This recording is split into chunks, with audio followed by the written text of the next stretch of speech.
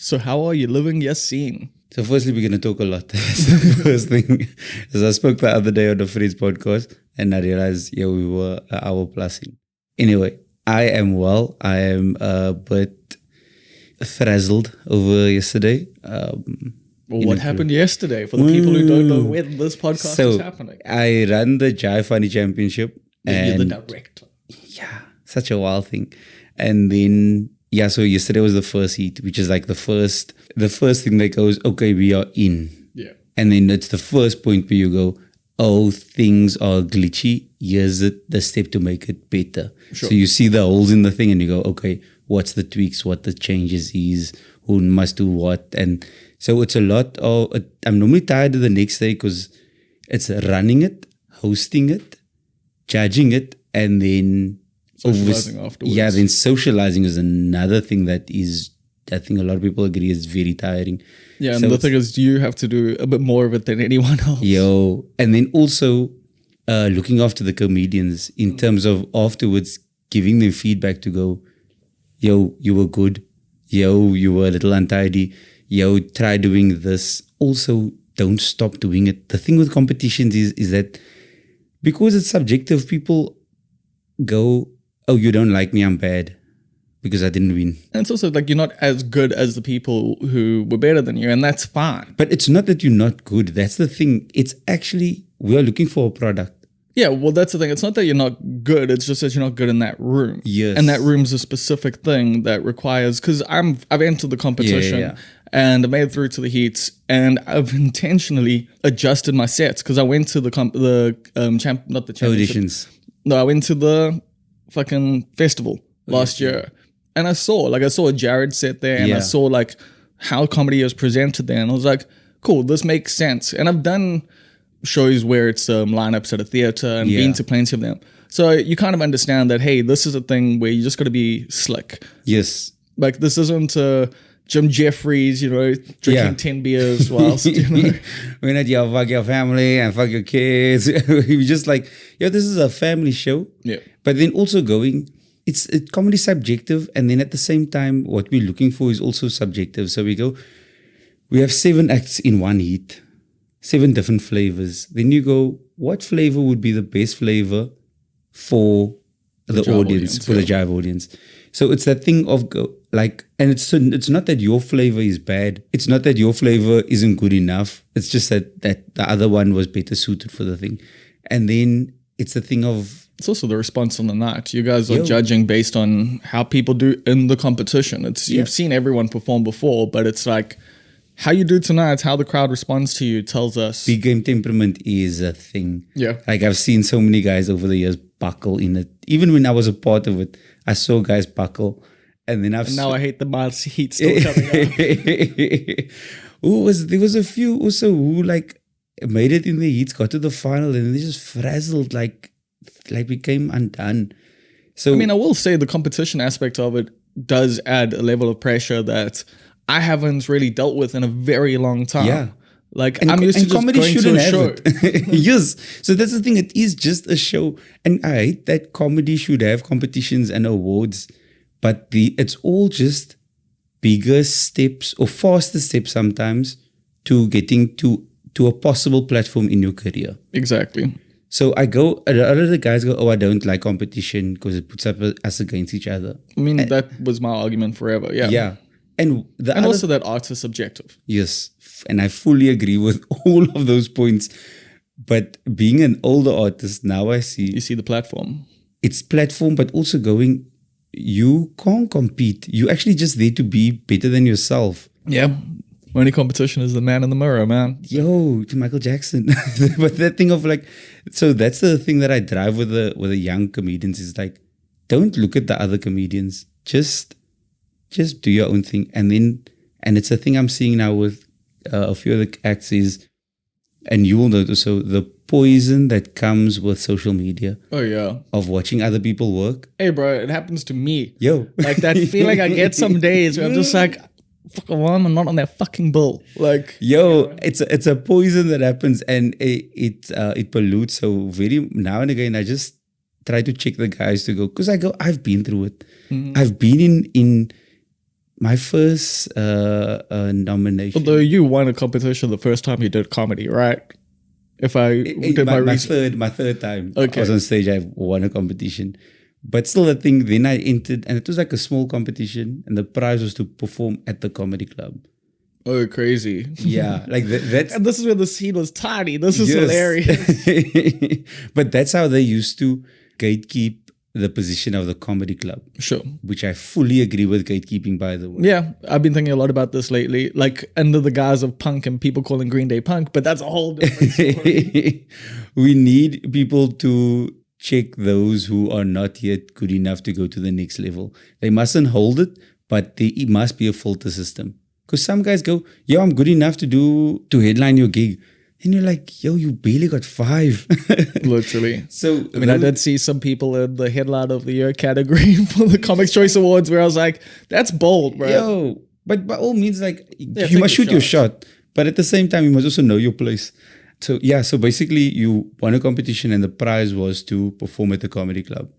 So that was the competition I won. And then what happened? Oh, and then I entered the competition, the Laugh Master at the time. And then the first year, didn't win. And that pain is so... because you murder the room. And they just choose the guy that went after you. And it's difficult to understand why they chose him when you killed. And then in retrospect, I go, okay, it's cool. Then the next year when I entered, I was such an asshole. I don't know why. Because Kenwin Davis, he came to me during auditions. He's like, so who do you think is going to win? And I was like, I'm going to win. This is, I'm telling you now. But that's not being an asshole, I don't think. Like, I mean, I'm going into this competition with like, yeah, I want to fucking win it. Yeah. Like, obviously. Why am I here if I don't want to win? Like, I know that there's a few people who I'm like, fuck, that's going to be tough. But like, I'm going to bring the best I can do at the night. Yes. And take it how it goes, you know? Like, let the cards fall where they may. I put my chips in. But you're going to bring like, your best. Exactly. That's the main thing. And then, but that was like maybe 2 or 3 years after getting in by the comedy club. Then I won that. And then that's when I also just learned like competitions are, when I was nominated for newcomer. Yeah. This is where your career like basically started to take off. Those 2 years was like big for you. But that's the thing, you had like such a meteoric rise in a way. Like, and especially at a time where that didn't necessarily quite happen like that. Because of the gatekeeping. Yes. And stuff, you know? So KG taught me the thing of, in every wave, KG Mukhari, there's 1 or 2 comedians that the industry takes and goes with. Yeah. And we go, they get everything and we give them to go. Not everything, but you get a lot at least. You get a lot of attention from all the different houses in the industry. But it's also the responsibility of that person to use it properly, because we've seen many guys get opportunity and just fade the fuck out. Like Skulk was one of them. And I'm nowhere close to Skulk, but Skulk was someone who started young, started strong, got all the love, and then took it in his own direction. I mean, Trevor as well, but I wouldn't say all the love. Yeah, with the love, there's also, there's a lot that comes on the side. Madinga is also one of them. So in Luisa Madinga. Yeah. So in my wave, when I was nominated for newcomer the first time, it was Alfred, Adrian. Crazy. Yeah. Luisa Madinga, myself, Bradford Keane, and Glenn Biederman Pam. Oh, interesting. That's a strong wave of comedians. It's one of like looking back, like a lot of those people are basically household names. Yeah, they've all of us actually have made our own spaces in the industry. But then it's also the thing of being the only act from Cape Town was a thing. Because Cape Town also, at that time, Cape Town was what Joburg is now. Talk your shit. Wait, you don't understand, at the awards on Saturday, Cape Town took everything. I know. Then I go, because we've been working, we have gigs, we have a circuit. And also there's a camaraderie here that's genuine. Like, I mean, there is an underlying competitiveness, but it doesn't feel like Durban or Joburg. Like Durban, there's a bit of a desperation to it. Like, and people, that's a crabs in a bucket situation. Yeah. Less so now. Like I think with the open mic that we have and with the system that we built up, there's a lot of new people in that, but it's Durban, it's small, it's doing comedy, like I feel like Durban with is a a handicap. big town. It is. It's like 9 million people or some shit. Like in K. Oh, no, that's KZN. I think Durban's like 3 million people, or like. But it's very not just like I wouldn't say segregated necessarily, because I find Durban to be less segregated than Cape Town in a lot of ways. Easily. But people stay where they stay. Like you are not going to get someone from Belito coming to a gig in Morningside. Yeah. You know, and then. It is the same as like here. Like if you're a Muslim comic, hey, you can do Muslim gigs. Easy. Like, you know, those do well. It's the same thing if you're a Vernac comic, you know, those gigs are well supported. But weirdly enough, the English multicultural, you know, kind of vibe is less supported, I guess. Yeah. No, I've seen that also. Also, Durban is a difficult sell. Like I don't know why. Like everybody just, and yeah. But I also think, and I was speaking to Stuart Taylor last night about how we seeing crime affect us as comedians. Because people can go out on the weekend only because it's dangerous at night to travel. Then, because Stuart was saying that if you do matinee shows, it will sell out faster than evening shows. Interesting, but that's also for his market. But he was saying like for Joburg again. Oh, crazy. Yeah. But it also makes sense. You go, if a show is... But I'm saying that's also like a slightly older audience for like Stuart. Yeah. So they're not inclined to go out at night anyway. But he's speaking about like with the Joburg Laugh Africa the festival. Yeah. And he's saying if you do a show at like 5 or 7, they're more likely to come out to the like a 5 or 8. They're more likely to come to the 5 so that they can either go out afterward. Yeah. Or it's safer for them to be at home. So now because we always, as comedians, I go, none of this damn politics is my problem. But it all is. But I mean, the Minister of Arts, blah, blah, blah. It's like Minister of Sports, Culture, blah, blah, blah. And it's like, this shit affects us. Yeah. It affects the reason why we don't have proper comedy clubs in the country, proper like enough comedy festivals, I would say. And like, the culture in this country is fucked because of the ministry. Yes, fully. And everybody is essentially affected by it. And a lot of us as South Africans, we go, I'm tired of this politics. That is it, yeah. But at the same time, everything literally affects us. So now in Cape Town, we're seeing with the CBD be more safer. We can have more gigs there. But everything's more expensive. It's more expensive for people to get there. So now you have the CBD that comes out for the CBD, which is good and it's great. So now we go, how do we do it for the rest of the burbs? How do we do it there so that... Because also, comedy is it's an industry that has its own economy. Yep. Like there are people who make their full money from this thing. That you've never even heard of. Yeah. Like literally, I saw some people at the auditions and went and checked people's socials afterwards and that, and was like, wait, what? Yeah. Like 10,000 followers and like fucking videos every day and stuff. And I'm like, I have no idea who you are, but you're a big man in the community. So those things, and especially like of what I know from like the Kali community, they are guys who do their own shows, they live in their own world. And I go, this is great. But how do we make it so it's better for them and safer for them and for them to have places to perform that the people can come to and everything is looked after properly. So that's like part of, I'll say, the next the wheel of revolution is very slow, but it is turning, and I think that's the next thing that I'd like to get to, of like, how do we get more, I'll say, hood comedians supported by more of the hood, and then we support those become like separate entities of its own. They don't need, because I go, some of the people I go, you don't need to play with us. Yeah. We're in the other world, but we see you, we recognize you, and we don't hate you for loving that thing, and vice versa. It must just be like, I think that's a cool perspective to have, actually, because I think a lot of comedians, especially now that we have to do the video stuff too, if we want to like have any sort of relevance like in the modern world, especially like here. Like, you can't be Daniel Kidson, like, anymore, even in England, I think. I think he's, like, the last one of his kind. But he's legend already, that's why he doesn't need to. Exactly. That's what I'm saying. Like, I think, for myself, I've always wanted to just, hey, I just want to do comedy, and then eventually make movies and do stuff like that. And it's like, now it's like, I guess you got to figure out how to fucking turn that front-facing camera on and not look like you hate yourself for doing it. And, yeah, so it's that thing of... And I've been having a lot of conversation with a lot of people of that thing of comedy will teach you to humble yourself constantly. Yep. Of like, oh, this is not a thing I want to do, but if I do it, I can teach myself this. So a lot of comedy is also just self-taught. Yeah. And it's the best part, but also the worst part because there's a lot of stumbling blocks. But when it comes to social media, you have to learn the beast. You actually have to learn marketing, and you must learn how to shoot and edit videos, and then you must learn how to produce gigs, and you must learn how to market the gigs and yourself. There's a lot of, I'd say, background work that we take for granted when we. But it's also like marketing across demographics and like across the country essentially. Because for me now, like my struggle is, I mean, no one knew who the fuck I was in Durban anyway, despite being there for like a decade. But like now I'm in Cape Town, and it's like no one knows who the fuck I am except for comedians. Yeah. And it's like, how the fuck do I get my name out there? So how the fuck do I get my name out there? Yo, where do we start?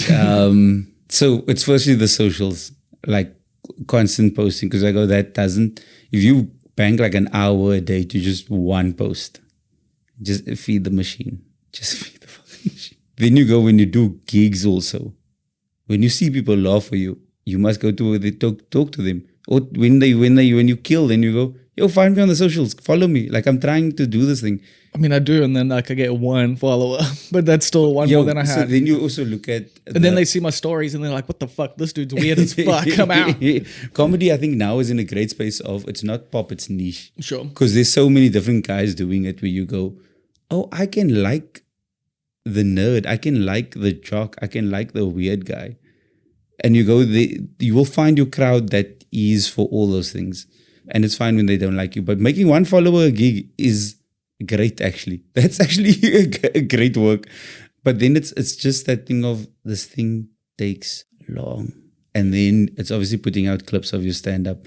Boo, I fucking hate it. But that's all part of it. So if it's not your stand-up. You hate that aspect of it. Because for me, it's like, I prefer that because I'm like, this is what I do. Like, you know, come see this. Like, here's a snippet of what I do, see I'm funny, see I'm clever, see all the people enjoying this. This is what you're actually trying to sell. So come on through. I get it. But the effort of recording at a gig is such a mission. Especially when like things aren't set up here for that. So like if you go to America or whatever, there's tables set aside for you to put your fucking camera on and record your set. And people have their qualms about that, but for me, I do think at this point, especially, it's kind of cool. Like free distribution, man. Yes, like this has been the thing. So for me, the big issue is that like Meta and TikTok are these evil companies and that. But I'm all about that. Like the Pirate Bay for me is how if my first special, I promise you, will be on the Pirate Bay and I'll be the one putting it on there. Like that's the thing. Like I believe in that shit. Like free distribution and the fact that we have a lot of control in a lot of ways over what we're doing. But at the same time, it is the whole. Now you gotta do so much fucking more than just sitting down, writing jokes, going like it used to be cool that someone else would come and gatekeep in a way and like, you know, pick you and like be like, it's your time. Yeah. And that felt validating. Like it's someone else saying you're good enough. Yeah. Whereas now it's like you never really fucking know. Like, and it's just that thing of it's the gamble every time. But yeah, like shooting content and then putting it out, so I've also tried to. You've also got Brad who does it. I've got Brad and my brother-in-law Saeed, and then I've got Shadley also, who so I do the gaming podcast with. Coffee controllers. Yeah, and then they also will shoot and edit for me as well. Sick. So in the years I've learned to just because I go a lot of the skill sets that were these prize things are also much closer to home. And if you make a team that you can trust and rely on, you go then give them the work that you don't want to do, because then it makes your life easier, because you go again the thing of we must trust professionals to do their job. Dude, I would love to. It's just like I got to afford to pay other people with my 2,000 followers. You know? No, but by all means, I go. Your time will come when that becomes thing. So now I'm in the alhamdulillah, like I'm in this blessed space where I get to have those people be those things for me. Yeah, like I go. They are much more efficient when it comes to shooting. Editing, doing captions, making captions, posting it on time, doing like the scheduling and stuff. Because I hate those things. Yeah. Because if a doctor tells you, yo, you need this medication, I go, you're a professional. I take it from you. You studied all the years. When it comes to them, I go, they are professionals. I trust them to do the job. No, I'm 100% with you on that. And then what else is there? Yeah, like I think that's my thing also when it comes to content. I'm just like, I'm so inconsistent with it. That's the thing I hate about it, because I go consistency. Well, I was going to say, you definitely don't seem inconsistent with it. Like, you've been on my feed more than, like, I think any other human being in my life. Because I also just spam post. There'll be like a week I post nothing. And then for like the next week, I'll just post like 7 things a day. And then it's also the thing of, it's a beast that you cannot control. And so I've given up, and I hate the social media. Like, I hate the posting part of it, because I'm just like, nothing I want goes where I want. So I'm just like... Just take the beast. I can't anymore. Like, if I could delete it, I would do it in a moment. But I also go, I love it because I've learned so much from it. So by all means, yeah, it's its own problem. And then other aspects of making it in Cape Town as a comedian? Run a gig. Run a gig. So running. I'm already traumatized enough from No, I know. gigs. Yo, it's the running a gig is the worst. Is not the worst. It's a horrible part of stand up, because riling up comedians is such a mission. Then marketing and trying to get bums on seats is another mission. And then it's also so thankless, because guys will kill and then go, thanks. But when they die, then they go, oh, the gig is horrible. But so no one gives you proper like affection for the stuff. No, they think it was them that did it if like they killed, yeah. Those things. And then, because when you run a gig if you run a good gig, it makes you responsible in terms of, as a comedian, it teaches you to be diligent with things. Then as an older comedian, when I see it, I go, I trust this person. This person is giving me a good time, like good time on stage. He's giving me the good energy for the gig. I will book this person. Even if they are not good, I'm more likely to give him stage time than someone I've seen murder and die, but that person is all over the place. Yeah. So I go, just out of generosity, you're going to get time. Then you run a good gig, you're decent on stage, you're in my sight and you're in my mind, you're getting booked. You're coming through, you get to hang out with people. Because another part of being a comedian is being a good hang. Yep. That's another thing guys don't always understand of, like, being cool around people will get you into spaces. It sounds like but I go, if I get to hang out with you, if I must go to George and I have an opener with me. You want to be someone you can actually have conversations with. Right? Just a decent conversation. I go, you can be mid on stage, but you fun after a gig, so hang with me. So those things where, like... Meritocracy, eh? So those kinds of things, I'm just like, it's part of... Those are all factors to being a good comedian within the industry. Yeah. It's like writing, performing, but also being cool to hang out with. And just being consistently, like, on time, doing the time that you're given. Because that is a big thing that comedians don't realize, is like, when you're producing a show, like, you understand, cool, we've got an hour and a half here that the people are, like, going to be cool. Yeah. Like, unless the comedian's amazing, like, 2 hours is pushing it usually. No, easily. Like, so you have everything structured and you have an idea of, like, how you want the show to go, who you want where, why you want them there. And then, like, that's the thing. People, if you hire me to host, trust me, I'm not going to be chatting the whole fucking time. I'm not going to be the one always. No, I'm trying to get the acts on. Like, 1 or 2 minutes in between each act, if necessary. Do 15 up front. Like, maybe a little crowd work. Yeah. Maybe. But I don't need those kind of TikTok clips. So I'm chilled, Like, I'm not doing this admin. You're just there for admin to go, guys, you fun? Yeah, do you trust that this is going to be a good show? Here's a guy go to, let's run the show. But then so many people see hosting as like mini headlining, basically. Yeah, hosting is also a thankless job. Of course. Because if it goes well, it's you just did your job. And if it goes bad, it was all on you. Yeah. And then also the amount of work besides doing actual comedy that you must do to make the room comfortable. It's going, we're not going to be assholes tonight. We're going to have fun. If I talk to you, I'm not going to make you the worst person in the world. Like, you'll understand that it's love that's happening in the room. And then, there's also, I think they should have MC of the Year or as one of the awards. Interesting. Because there are some people in the industry, I feel like, that are levels that that don't get their recognition as. I mean, Mojak is the first person who comes to mind when it comes to that. Alan Committee. Oh yeah, I've heard. This is the third time his fucking name's come up this week. Have you saw him at Funny Face? Yeah, he was sharp as fuck. Like, I was like, okay.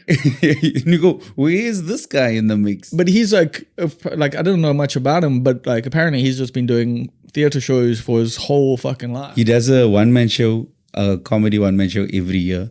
He does, and then he does a theater show. I saw him a few weeks ago at Theatre on the Bay.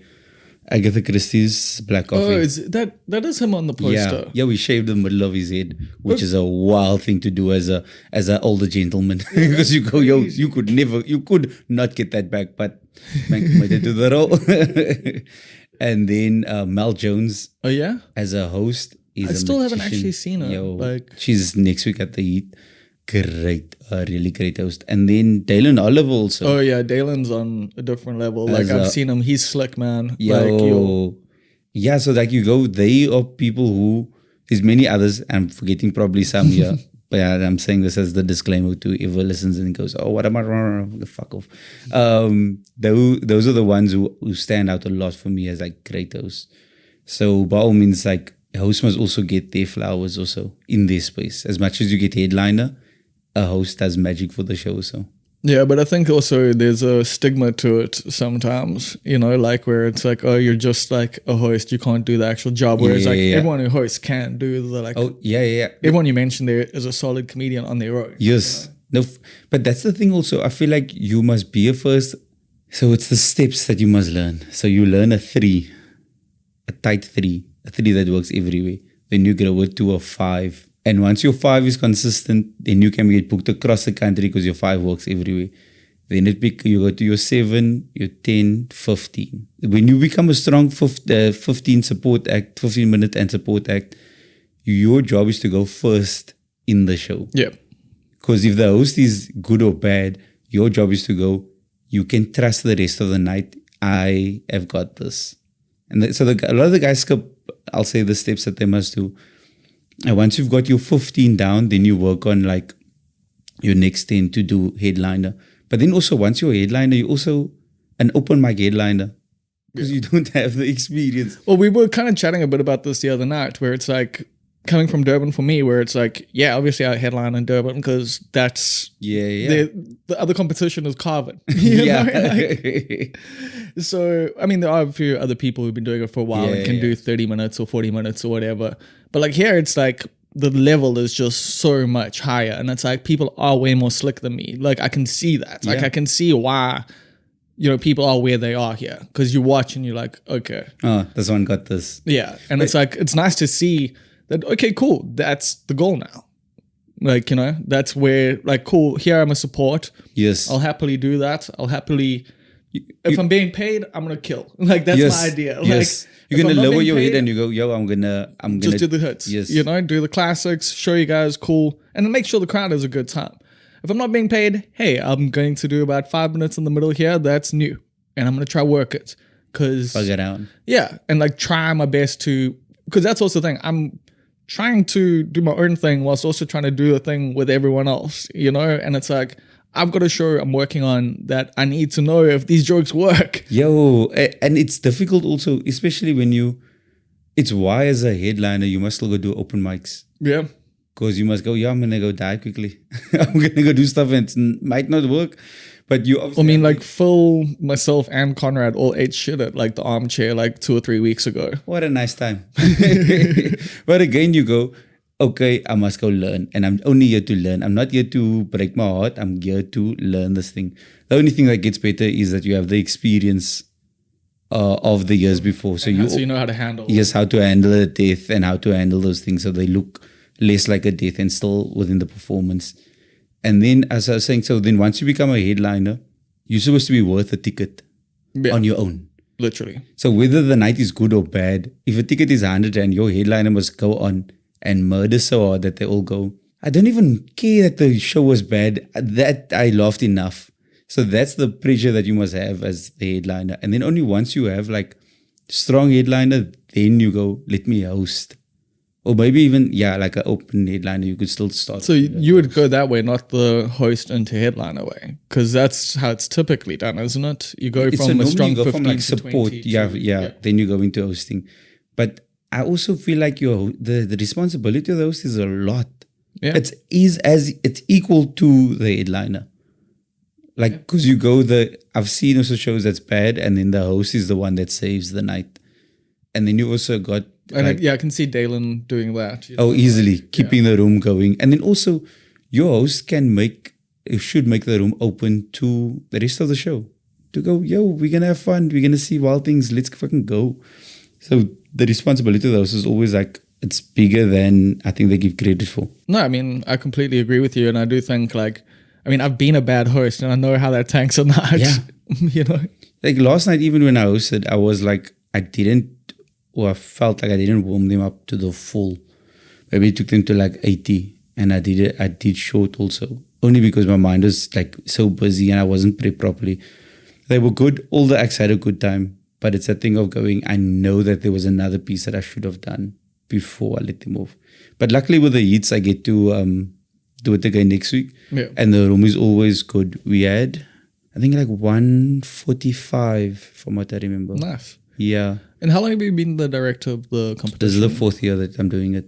And how did that happen? Did Eddie just come to you or did you go to him? So he came to me. So he had someone, so the comedy club ran it first.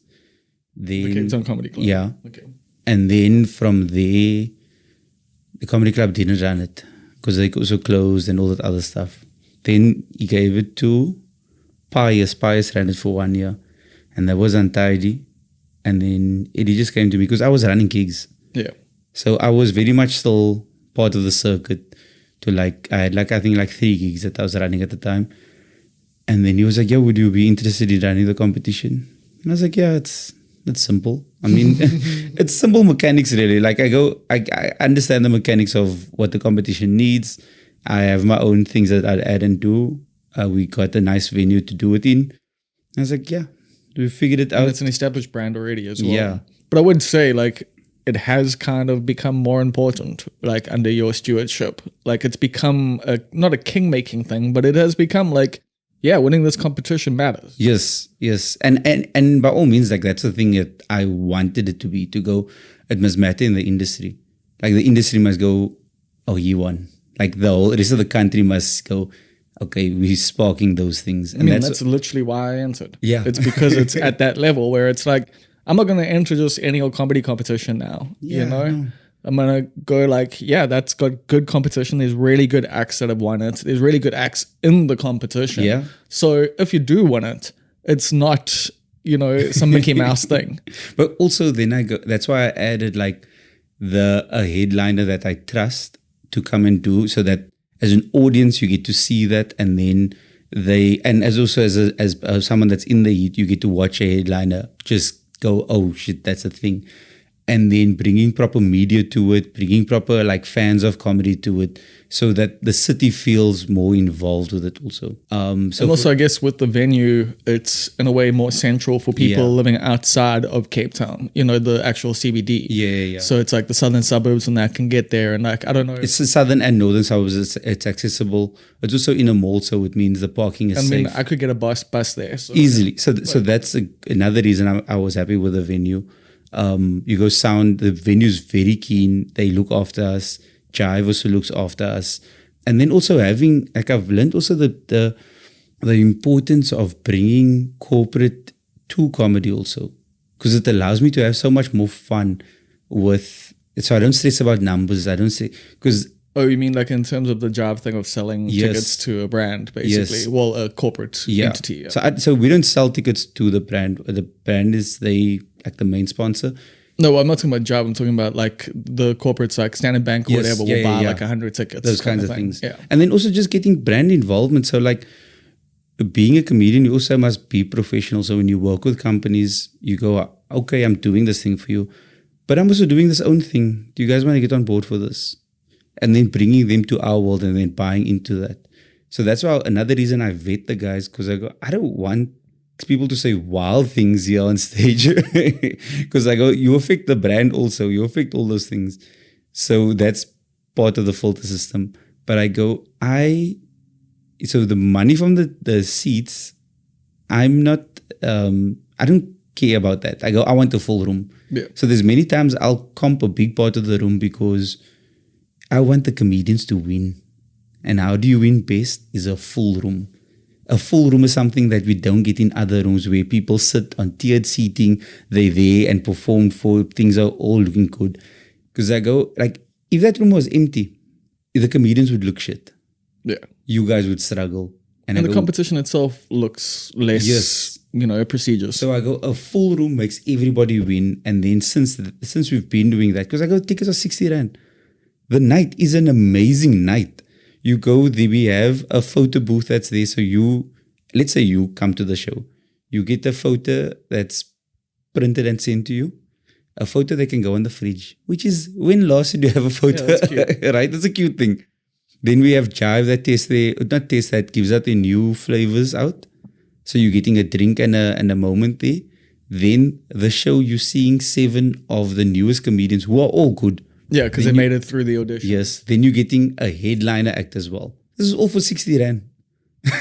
And the parking is safe. Maybe you add like another 10 Rand for parking. But I go... Yeah, it was like 11 Rand for me being there like 2 or 3 hours. So it was like, pretty mellow compared to most parking in Cape Town. Fuck. So stuff like that where I'm just like, yo, I want to give a good night.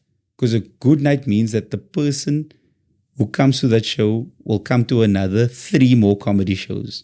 Not necessarily mine. They must go to other shows also. But we've made a fan that will still go to 3 more bad shows before they give up. And the thing is, I guess, like, people need to also learn about comedy when you're getting into it, is that people don't come to shows often. Yeah. Like, that's a once a year thing for most people. And like Easily. Sometimes it's a 4 times a year. And if you're really lucky, it's 10 times a year kind of thing. Like, stand-up comedy isn't this thing that, I mean, we do in Durban at least, like, have some people who come like almost every week. No. You must speak in past tense because you're not there now. I know, but I'm still part of Not Quite Right. We're still a team. And it is still my baby. It's like, and it's nice to see it flourishing, and it's nice to like be able to do that, to create this thing and hand it over to people and just go, I've given you everything I can here. That's how I feel about Cape Town comedy at the moment. But that's the thing. That's what it looks like. But you've done it on such a bigger scale because, I mean, you're behind like the armchair vibe to a degree, but you've passed it on to a bunch of youngsters now who are basically running it themselves, right? Yeah. I don't take full credit for it. Obviously, in every industry, there's many people running their own thing.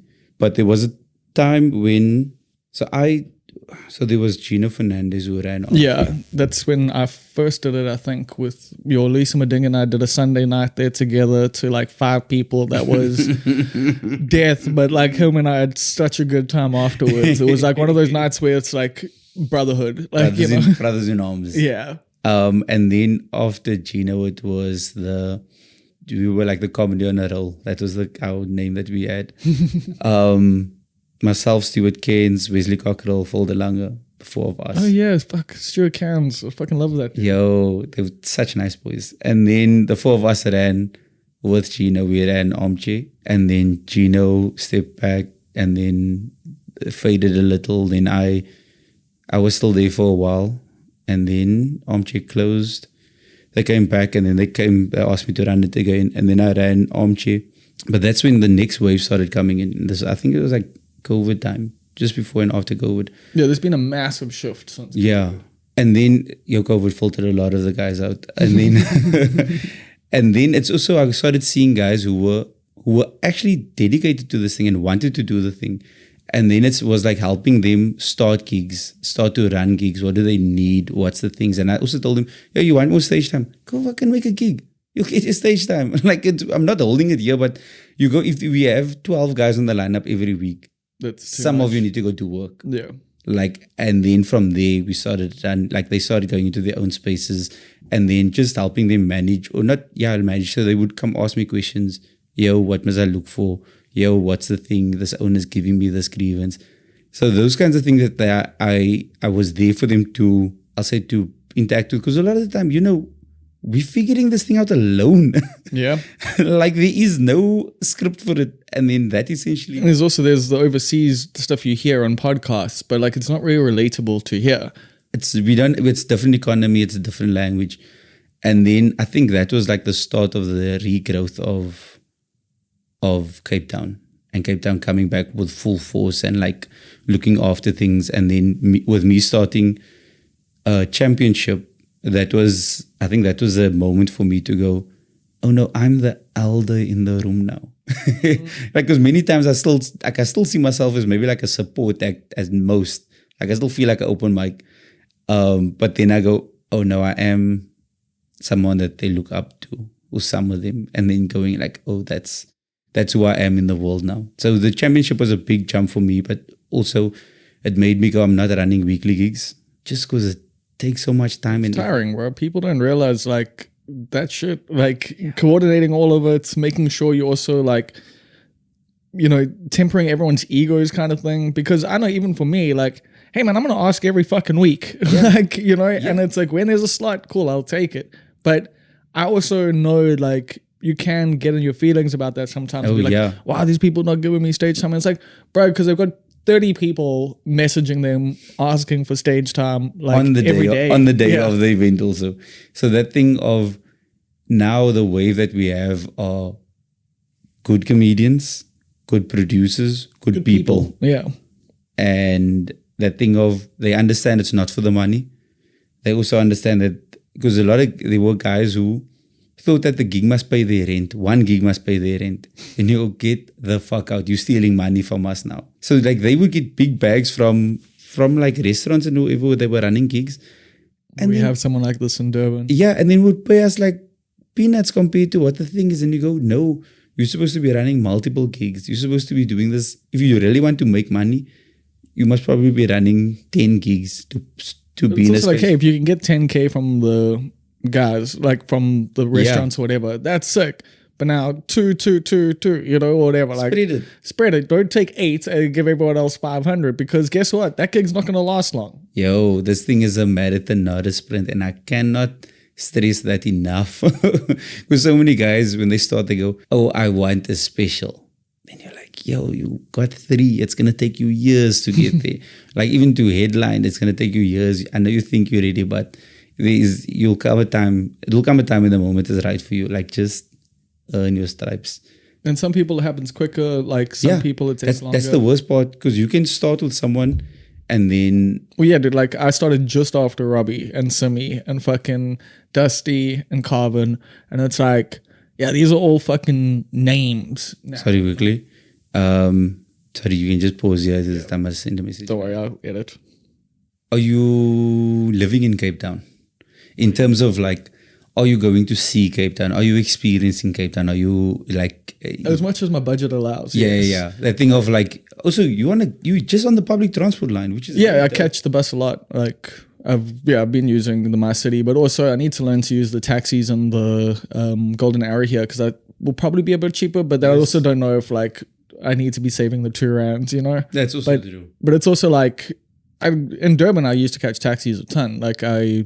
knew the routes and everything like that. And it was cheapest and easiest way because I used to live kind of similarly to how I do now, where I used to live on a road called Umbilo Road, which was a 4-lane road that took you into town. Yeah. And every single bus or taxi and like coming from like Mlazi, Queensborough, like all the south of Durban basically was coming through there. So I just walked out my flat, put up my hand and could get to town.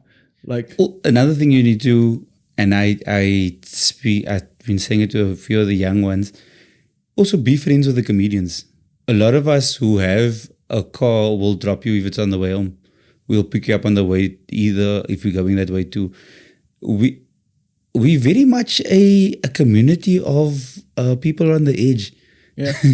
on the edge also of society, on the edge of community, and on the edge of our nerves.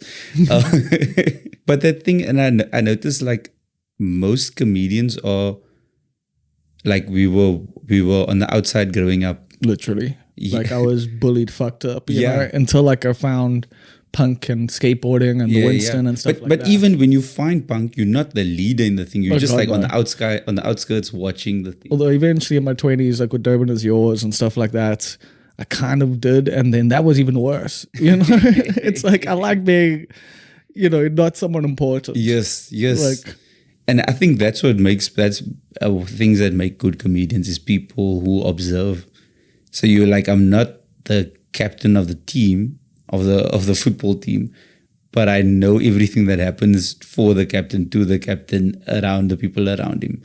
So that when you retell the story, you tell the full story. You don't just go, I was the captain. Yeah, and this is how Rewind was. Yeah. You're like telling a all-rounded story. But yeah, like the comedians, most of the time, I think most of us look out for each other. I think for me, though, coming in as an outsider, like there is such a tightly knit community here. And like, I don't know who's actually friends with who, because everyone's like cool with each other. But also, I don't know how cool I am with anyone else, like, because it's, like I mentioned before on the podcast, like the festival friends thing. Yes. Like when you've come to Durban for the stuff I've done before and that, and we've had good times and that. And, there's a few people, like I've traveled everywhere you go, you see the same guys. Yeah. You have drinks, you're cool. But like, I don't know if I can message someone and be like, hey, let's grab coffee, and then be like, oh yeah, let's do that. There's always that thing of like, fuck, am I a loser that they don't actually want to hang out with? So I always go, if that's the person you must always just message them, because most times I go, I'm busy. Yeah. So if I can't, because we will talk about that just now. So I go, it just means I can't. Yeah. Right. It doesn't mean I don't want to. So I think it's also part of my mentality is that I think my brain works it's broken in a way where I don't always read all the signs of someone. So when I go, hey, can you? And the person goes, no. Or the person just blue ticks me. Then I go, okay, cool. Carry on. Because my mind works like that. Yeah, that's where I'm at these days for the most part. But it's like, I don't know, there's insecurities, dog. No, I know. That's the full thing of like, I have my own insecurities with those things. But at the same time, I also go, we're also just living a life. Like I've tried to like silence those insecurities by being busy. So that thing of I have so much insecurities, I can't listen to them because I'm doing other things. Yeah, this is what I need to do actually. But it's also like being new here, like filling up my time here. Yes, is like that's the thing. Like, yes, I am exploring Cape Town, but I'm also like in this room a lot. Yes, and I am trying to figure out how to get out of it less on my own as well. Because I'm doing a lot of stuff. Catching the bus, like I did my whole birthday. Like, I mean, I did message Robbie, but he was like busy and shit. But like, I went to the two oceans on my own. I went to the top of, that was actually sick though. Going to the top of Table Mountain on my own was. So my thing as an idea for content for you is moving to Cape Town as a Durban white man. Yeah, I've been thinking about doing the Durban Nights Guide to Cape Town. Yeah, like, or just moving to Cape Town. Like, what's the actual thing? So you tell me about the taxi. Tell me about the bus. Tell me how to move around that you figured out. Because also, if you look at what TikTok does, is it communityfies you. Sure. We've seen it. Yeah. So someone goes, hey, I sell cakes for 200 Rand. And then you see the comment section is going, oh, these are great. I'm going to order. Or the people are hating on you, but they live in the area. So it becomes a thing. Or so that thing of it will find the group of people for you. So I think for you, because Cape Town is such a hot topic in the country now of people migrating here, but I think that would be a great angle for you and your content. The only problem there is I'm worried about being one of those people that everyone hates because it's like, why did you drive the rent prices up here? And I'm like, trust me, it's not me. So then you must also go, I'm South African. I can't, you know what my economy is. My economy is your economy. I can't drive up rent prices. That's not how this place works. I go, if you rich and you come here, if you foreign and you come here, that's actually one of the gags I'm busy working on is as a country, we must get together and bring back crime. Yep, literally. But if you show me your South African ID, I don't rob you. If you show me your passport, but not an African passport, like a European or American passport, we must rob you. Yeah, but that was, like I had a similar thing on Threads. It was like, if I hear an American accent, like I'm robbing you. Yeah, white people must start stealing phones. Like, you guys can steal and start stealing phones. Do your part of the fucking system. And we must start selling them that it's dangerous to be here. We must tell them, yo. My girlfriend loves like commenting that on TikToks where it's like, it's dangerous here, go. The fuck out. There's a lion in my yard, bitch. But those things of like, but I think a good angle for content for you is, yo, I'm in Cape Town. Where must I go? I want to feel that. Yeah. Speaking of which, where can I get a good samosa, bro? Like, I don't understand why the street level quality of a samosa is so bad here when the street level quality in Durban is amazing. Like, it's so hard to get a bad samosa in Durban. But like in Cape Town, like you got to go to places to find a good one. Yes. That's actually a good question because if I think of just in this road, you will find places. I've tried most of them and like there's one or two that I'm like, yeah, it's right. There's... trying to think. Because that's the thing, like I will like try every little bubby and like, hey, I've learned some words. Yeah. Like I'll try them all, like, because that's how I live. You know, the other thing about the word Bobby is that we grew up thinking that Bobby just means it's like the Indian or Pakistani owner. That's what we call him. Wow, the shop owner. We just go interesting. The shop owner that is, I'll say, Southeast Asian. No? Probably, yeah. We just go, you're talking about India, yeah, Indian. We go, that's a Bobby. And then learning later that Bobby means brother. Oh, interesting. Yeah, right? So now when... that makes even more sense. Huh? Yes. So now it's a cool word to go, yo, it's a Bobby as well. Yeah, because for us it's a spaza. So it's like, yeah, that was a little small change. Yes. So those things were like, and then also to an extent, Bobby can be not a racist term, but like a term that's like... is it? Yeah, because I think it's all calling it with the wrong intention. For me, it's also intention when you say the words. So if I have the understanding of it and you say it with the right humbleness, I think it's fine. I've definitely been taught about that. So like how just like who says the word and how they say it to you matters. Yo, that thing of someone goes, so I used to do it on stage, I go, I can say, away Nayas, and everybody goes, away. But if someone looks at you and points and goes, away Naya, run. just get out of there. But context is important for a lot of words. But yeah, it's samosa. I think if you find like a fisheries, a bakery. Because that's actually also like, I mean, some of them, the fillings are terrible, but I find in general, the pastry part of it is like very... I don't know. It's like crunchy but not crispy, if that makes sense. Like so, it falls apart where it's like it's meant to break, and it's like one snap with the one. Yes, yes. So when it comes to samosas, I'm very much like I buy from the people I know. I don't just you don't fuck around. Yeah, like I'm trying to think of like it's a food places where I'll buy a samosa. Like it's gonna be a Mariam's. It's gonna be a Wembley. Mariam's is really good. Yeah. Mariam's in town CBD. Yo, I've heard also where you like if you want a good Gatsby, salami, a full house steak sandwich. My God, because I'm still struggling like with the Gatsby's. Like I've been to a lot of places and I'm like I think I'll give up. Like again, so there are places who are known for it and there's reasons for it. Cozy Corner also does a good Gatsby and Nisa's also does a good Gatsby. Yeah, I've heard all of these. Yeah. Well, the Weinberg's got like a lot of sick food. Like there's the Weinberger, which I went and tried. Like there's Easy Burger also. That's in yeah. It's like there's that little strip there that's like got all those restaurants. I feel like Cape Town has a great young food culture that's coming up. Of like our food trucks have been a thing. We've got, I think in summer we've got 5 places that's like food truck spots. I mean, I had a phenomenal fucking taco. I can't remember what the place was called. It was something like Creole or something that they had in the name at Access Park, I think it's what it's called. So Access Park has their own food truck valley as well. But like phenomenal, bro. Literally like phenomenal like tacos. I was just like, fucking let's go. So this is the thing I like is it's like it's from my community, like these people. And I love it. There's a pasta place also that they in Access Park regularly, then they were outsourcing at the Kaka and Ka. And it was so dope. It's like a piece of home that's here. It's halal and I can eat it and like it's liquor. I guess that is a bit of a worry at that fest. It's another story I'll tell us about that fest. But anyway, the scene is dope and it's people I know and grew up with that's finding their own passion. Because I want people to find a job that they love as much as I love mine. Yeah. I go, you mustn't do comedy. Don't, by all means. They must do their thing. Because I go, the joy I find from mine, I go, I will take the dips and I take the highs, and I love a day where on a Thursday afternoon I can come and talk to you.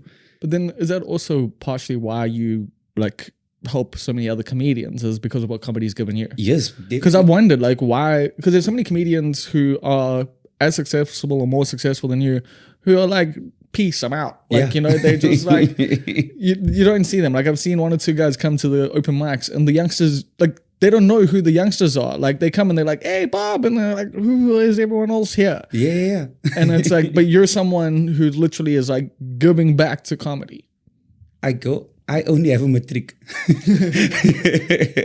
If I can give one other person in their lives like a platform to be a better version following their passion, then who am I to not do it? Although I don't know if encouraging people to do comedy is always going to make. So that's why I go, it's not always comedy, but I go, whatever you need, even my socials, I'll share whatever I can for other people, because I'm just like, it costs me nothing. It gives that person like 3 more people seeing this stuff.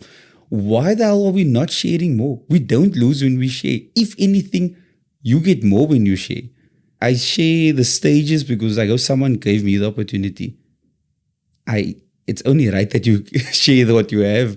Then it's the competition is a thing for me, because things are more fun when we share. I agree.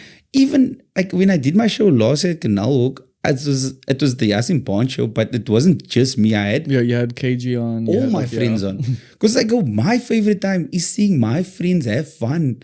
I go, is my audience going, yo, it's Yaaseen, he chose the lineup, it's everything being fun. And it's also like, I do know, like when I've put on the festivals that I put on before, for me, that's the thing. It's like, I just want to see these guys. Like, I just want to see them perform. Yes. I want to hang out afterwards. Like, me doing my show is like its own thing. It's cool. But it's more just like going and watching like Dylan or fucking, you know, Simi or whatever doing their one-man shows. And it's like, I love comedy, man. So I love this thing so much. I go, it brings me so much joy. And I know it brings audiences so much joy, and it brings my friends so much joy. So why not just bring it all together and also just share it all? So when it comes to like, I also go like, I used to run a room, Timbuktu, which is one of my favorite rooms that I've ever run, one of the best rooms at the time. It was a small Muslim coffee shop that had a bookshop in Sabran Park. I don't know where that is. So I'm from Garlandale. Athlone, basically Athlone is the greater area, and in Athlone there's Garlandale and the Sabran Park. Okay. And you're still there? Yeah, so I'm in Randawash East now, which is also part of that. I know where that is, yeah. So it's all within the same girlfriend area. used to live there. Okay. And then I go, I had comedy shows there, and the people from the area would come. But you go, these people, my people, don't need to travel to the Baxter. They don't need to travel to a place that's a bar. They don't need to travel to a place that's around the mountain. It's there by them. The comedians came to them, and the love that room would have was amazing. Because I go, a lot of my community will go to the Baxter for comedy. So they're seeing end product. They seeing the tightest. Yes, the tightest show they see. Because to get to the Baxter, you kind of have to work all of those things, and then giving them the thing of going, yo, you're seeing names, the biggest names in the country that you don't even know. Right? There was one lineup I had, Nick Rabinovitz, Riyad Musa, and Gola on the same night. Crazy. The room was full because comedy was happening, not because they were on the lineup. I used to try and keep names off the lineup because I go, rock up, we're going to have a good time. Then at the same time, the next week, there's 7 open micers, all destroying. And then I go, that's what it must be. There was one night we had, Pops jumped on, did a joke about drunk driving. And the crowd, who's never been drunk in their life, they laugh and they understood every part of it. And I go, those are moments for me where I go, yo, comedy's doing magic in this thing. That I also go, these people are sitting in scarves, but these people are still people. Like you don't write them off to go, oh, they're not going to laugh for things. They laugh like they're drunk, but they give you their full bodies and their full, like they love to have fun. So by all means, like those were moments where I was just like, I think that's a very different perception to the Muslim community in Durban when it Durban's comes a lot to more conservative. yeah. Yo, I ran a gig. Although we do have younger people who come through, younger Muslims come through to some of our other gigs. I'm not going to put anyone on blast. No. But they do come out, but you go as a... And they're an amazing audience, like, to be honest. Like, I found my stuff, like, goes well with young Muslim people, which is weird. Because they're also just people. We had... in Mitchell's Plain, in Grassy Park, I ran a gig. This lady had Sharifa had a restaurant in her garage. Oh, sick. Right? So it's this long tunnel of a thing. Firstly, decked out like a beautiful restaurant. The food was amazing. Then we did comedy there. Yo, to see old people beat their walking sticks on the tables out of having so much fun because their bodies couldn't contain the laughter. Then they seeing KG just destroy with like a dirty joke. But you go, those are still people. Those are aunties and uncles. Like we don't write them off again because of the scarf. And then because there are communal human experiences at the end of the day. And also laughter is a thing of, if someone laughs, it's contagious. So if the whole room is laughing, you can't not laugh. You can't go... I mean, there's a few people who can. But they can, but I go, that's on them. Like you are... Also, I find it so weird when people say, oh, I'm not an easy laugh. Why the fuck would you not want to be an easy laugh? But also, why are you coming to the comedy show? Yo, you don't want to laugh. Enjoy your life, damn it. Also, your brain really stops you from having fun. Now you're choosing because of your personality. Get the fuck out. Yeah, because it's, I find that to often just be a masculinity thing. Like you're weird. You got to be, stoic or not even that. Like It's people are weird. And then, but the concept of sharing, and it's not even a thing for me of giving back. It's more just a thing of sharing. Okay. Like I like sharing. I have fun when my people are around me. That's of my favorite moments is things that shared. The awards is one of my favorite nights of the year. Because I could see you seem to have the most fun. I am a child at the awards. Like, I'm going to be honest with you. You're partially the reason why I'm going to go next year. This is the other thing I go. They are also trying to give back to the community of comedy. Yeah, but like I'm such a cynic that I'm like, but what's really happening here? Yeah. Like the corporatization and this and that. But there is a part of me that now, like, I'm just like, fuck it. Because also the old owners. There was politics and those things. I get that. But now with Manuela, One-Eyed Jack. One-Eyed Jack, I think in general, One-Eyed Jack does a pretty good job, like, of their kind of stuff. Yes. Like, I did, like, it was weird. I can't remember her name now. Fuck it. But one of the people that works for them, she saw me when we were at the armchair and she was like, oh, yeah, I remember you because, I had to, we did press and blah, blah, blah. I was like, oh, shit. And she was like, no, you were always nice. And then I was like, because there's you can shit on the awards and not winning and whatever, but if you so in Islam, intention is a big part, right? Where you go, what was your intention behind it? So if your intention is good, right, and in Islam, and you to do good and you die, you will get rewarded as if you have done it because your intention was there for it. Okay. Right. So I try to live by that of like, let's see what people's intentions were. So you go, the intention of the awards is to give back and show this, like give props to the people, also look after as a community. It's to bring shine also, because a lot of us perform in dingy places. This is a shiny thing for us. It's to bring the people together. Yeah. If that's the intention, then you the asshole for not going, I don't want to be a part of this. Yeah. I mean, but it's also like, so the thing then obviously is about like content and them owning all of that. But like, this is how industry works. This is when it becomes show business. Like we kind of need that to legitimize things in some ways, which is the thing I used to be more against when I was younger. Like, because of, how I've grown up in like a more punk like minded thing. But as I've gotten older in that, like I have learned to see things with more nuance. I guess. And like, with the Comics Choice Awards, I'm like, I think this is a net positive in the long run. It's more positive than negative. Yeah. And then also the thing of, for me, I go, there's many of the categories actually don't fall in. And I don't think I'll win an award for a few years going forward. But that's fine. I'm not there to win. I'm there to support that's the thing. Like, those who I are don't winners. ever assume I'm going to win a Comics Choice Award, but I would like to go and just hang out with comedians for a night, you know? And everybody looks nice. Literally. It's such a heartwarming thing. And that's the thing. I kind of just want to go and stunt, to be honest with you, because my girlfriend's in fashion and like, I know I'm going to blow you guys out the water. They come through. Also, it's so nice because like there's a few guys who like come they dusty in a broken jeans and you're like, you're lazy. This thing is nice. And like also I get the punk rock aspect to it because I've gone to the Durban July like in a hoodie and things with like MTV bands and Jack Daniels bands and like just like no, but that's still a curated look. Yeah, I'm saying people are just showing up in like normal, and then you're like, that's not the look. If you're going anti, then anti is the look. Yeah. But if you're going just normal, then you go urine. That's the asshole because you put in no effort. Hey man, maybe they couldn't afford something nice, but no, you're talking about people. Yeah. I go, no, you should be pulling up, but that's all part of like. If there's nice things for you, then be a part of it. If someone is trying to do good, then by all means support them in the thing.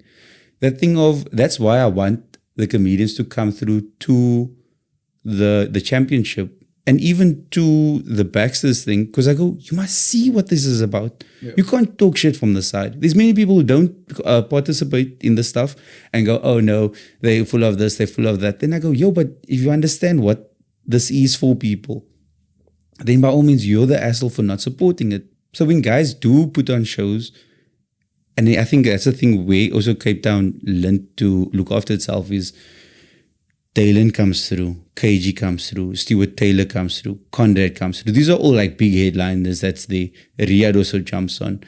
All the big guys here also come to the small shit gigs that we put on the lineup. Our things get shared.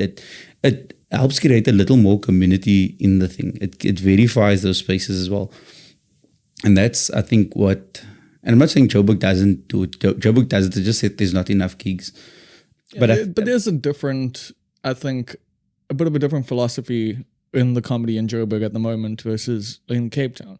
Like, I don't necessarily see the same camaraderie. Like, there's small pockets of people who are working together and doing cool shit. And then there's obviously like the headliners level, like which is like artistry and stuff like that. But they also don't have many open mics and support acts. That's the other thing with Joburg, is that there's a big gap. So someone needs to go start an open mic. Yeah. Someone needs to go start a bad open mic, a good open mic. Like all those places must exist. Because that's the thing, Kitcheners is no longer that. Like with the rebrand and stuff. So and they must try and make that. And also, but there is Monday Night Comedy, and I think that's starting to gain traction again because it's ebbed and flowed as well. Yeah. And then having that thing of also when you look for a venue, you need to have the managers or the person that's on the floor with you must believe in the gig like you. Yep. Because they must go through they must go through the winter with you. They must go through the summer with you. They must go. Because sometimes a lot of the managers go, oh, I want Barry Hilton here. Oh, I want Mark Lottering here. Trust me, in Durban with people when they're like, oh, who are you going to get? And then it's like, yo, you're giving me $5,000. Like, I can't get, like, even Robbie's like going to take a knock, to come and headline this gig. Like, it's, So it's that of like, they must be able to also have the potential to see the value in a gig of having a Yaaseen Barnes headline. Then you go, not a lot of people know him, but he's going to do a decent job on the night. A lot of people know you. I hear you. But those kinds of things where you go, the headliner or the host might not be as shiny or like famous. Yeah. But we're going to have a good night. Yeah, that's like in Durban, we've got some killers, some people who are consistent. You know, like I know if I book Konda, like Konda Khadebe, like he's going to do the stuff. People are going to laugh. People are going to come up after the show and be like, that was fantastic.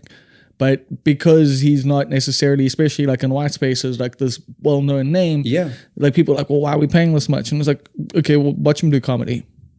But then the thing of, so it's making a good room where people it becomes automatic that people trust the room, they trust the producer, they trust the show. Ground Culture is a good example of that. Yeah, Ground Culture is fantastic. One of my favorite rooms. Ground Culture is really proven to go through, like they went through the dip and then also now it's a consistent room. it's always a good room. Whether numbers are high or low, It's still nice. is always fun. So why are the armchairs like a little scary? So armchairs also had gone. It goes through these weird things because it also has like a student part of it, Yes. and then it also has I don't know. It just goes through its own phases, and I've been a part of armchair now for the last 10 years, maybe more, 11 years maybe, and I've seen it go through like hard stages, and then we're working through the next one, and then. Yeah, there's many parts that make armchair good, and there's many armchair that makes armchair bad also. So right now they're in a weird phase, I think, where the crowds are like still learning. Yeah, it's always a new crowd. Yes, so it's that thing And of it's like always like a very different, like it's, you got your students, you got your international people, you got the drunk punk guy at the back. It's, yeah. So but that's also the lucky packet of armchair. I mean, it's like the Winston used to be basically in Durban. So by all means, armchair I think is gonna go through. It's going through a weird, but they're also closing soon. Yeah, I've heard. Breaks my heart, and that's also the next project I'm want to start. Why I'm starting is a documentary on it.